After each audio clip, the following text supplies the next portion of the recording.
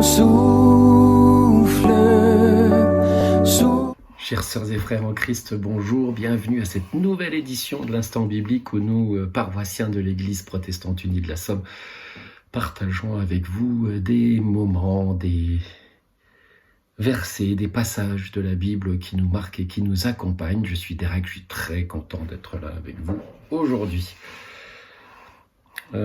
J'ai choisi deux passages qui se trouvent dans le chapitre 14 de l'évangile de Jean. Le premier se trouve entre les versets 15 et 17, des versets 15 à 17, pardon, et le deuxième est au verset 27, chapitre 14, 15 à 17 et le 27. Je vous les lis. « Si vous m'aimez, vous garderez mes commandements. Moi, je demanderai au Père de vous donner un autre défenseur pour qu'il soit avec vous pour toujours, l'Esprit de la vérité, que le monde ne peut pas recevoir, parce qu'il ne le voit pas et qu'il ne le connaît pas.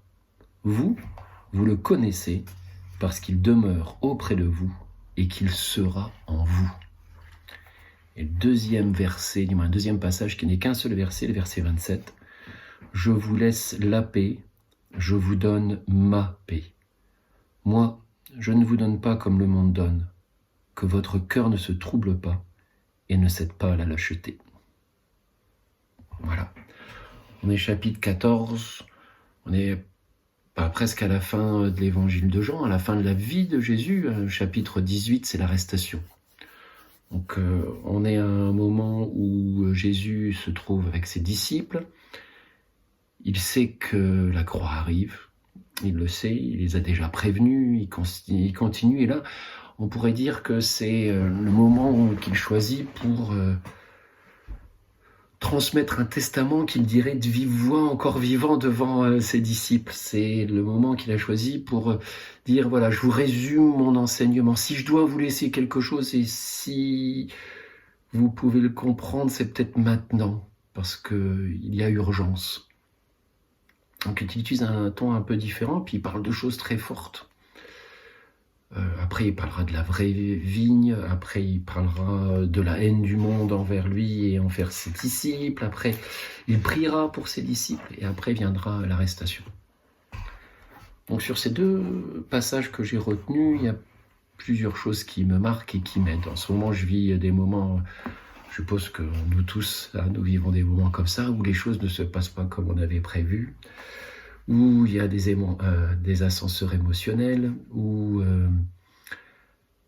voilà, il y a une pression des choses de ce monde qui font que les choses ne vont pas comme elles devraient aller. Et pourtant, j'ai une certaine paix. Alors, compliqué à dire, mais comment se fait-il que j'ai une paix et pourquoi et comment? Et je suis tombé, comme par hasard, sur ce passage. 14-27, je vous laisse la paix, je vous donne ma paix. Moi, je ne vous donne pas comme le monde donne, que votre cœur ne se trouble pas et ne cède pas à la lâcheté. Qu'est-ce que c'est fort! Déjà, c'est « je ne vous donne pas comme le monde donne, je vous donne ma paix ». C'est-à-dire que la paix que j'ai aujourd'hui, la paix que j'ai, m'a été donnée. Et elle ne m'a pas été donnée comme les choses de ce monde ou comme le monde donne, c'est-à-dire en attendant quelque chose en retour, souvent. Là, non, c'est un don gratuit, c'est un don de Jésus. Il me donne sa paix et il n'attend rien en retour. Il me dit que mon cœur ne se trouble pas et ne cède pas à la lâcheté. C'est-à-dire que c'est peut-être une paix qu'il donne, mais il n'y a pas que la paix. Et une fois qu'on a reçu la paix, il faut aussi du courage pour avancer. Et pourquoi? Parce qu'en fait, cette paix que je reçois me demande d'avancer dans les commandements de Jésus. Et c'est pas simple. Et pour ça, il faut du courage. Donc pas de lâcheté. Que mon cœur ne se trouble pas avec tout son environnement et que donc voilà, je reçoive. En fait, la seule chose qu'il me demande ici, qu'il nous demande, c'est d'accueillir cette paix, de la recevoir. Alors c'est quoi comme paix? Est-ce que c'est la Pax Romana, la paix qui est en fait l'absence de guerre? J'ai réussi à réunir des pays qui ne sont pas en guerre, donc j'ai une paix? Je pense pas.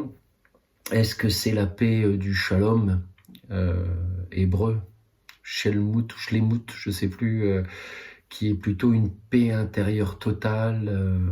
Je crois pas non plus, on n'est pas dans un esprit zen là, mais on est plutôt dans quelque chose qui réconforte au sein de soi. C'est une paix qui... une sorte de confiance intérieure. Voilà, c'est ça. Quand la paix de Jésus arrive, il y a une sorte de sécurité, de confiance intérieure qui naît. Et donc, c'est cette paix que j'ai reçue et que j'ai accueillie aujourd'hui et qui m'amène à vivre dans les commandements de Jésus.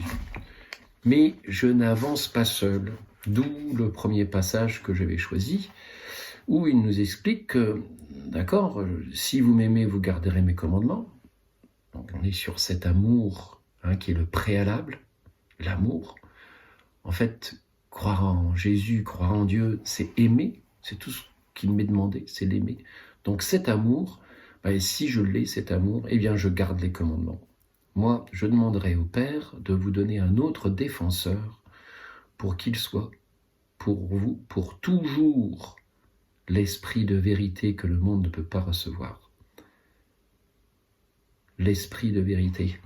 Donc, non seulement je reçois la paix de la part de Jésus, sa paix que je dois accueillir, mais je reçois du Père qui me donne aussi un autre défenseur qui est l'esprit de vérité, le Saint-Esprit, l'Esprit Saint. Alors, le défenseur, je disais, ça pouvait être aussi traduit par paraclet.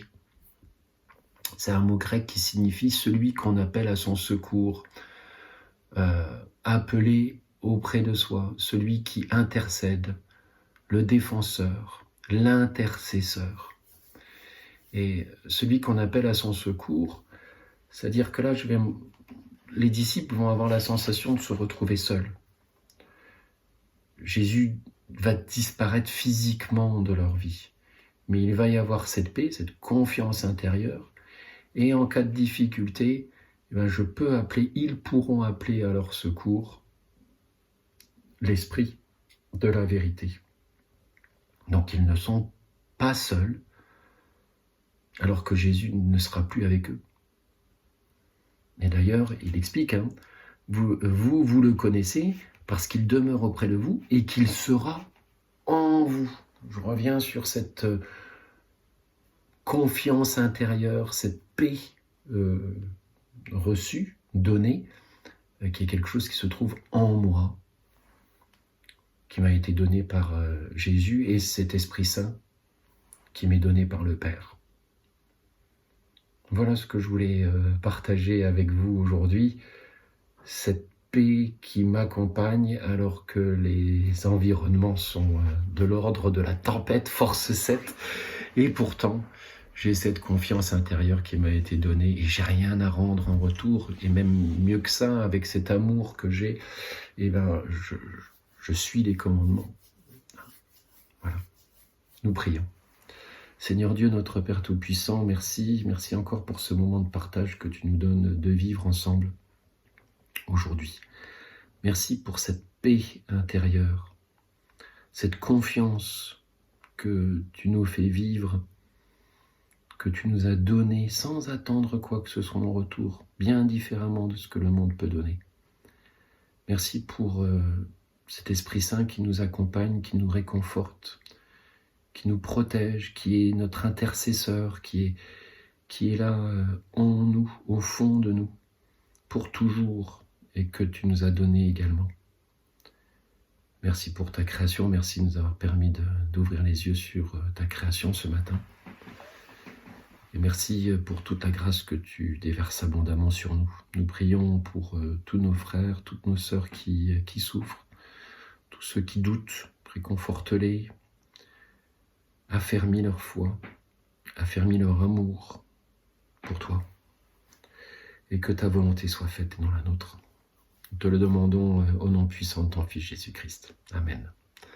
Merci beaucoup pour ce moment de partage. Nous nous quittons avec « Oh, prends mon âme », le 44-14 dans Alléluia.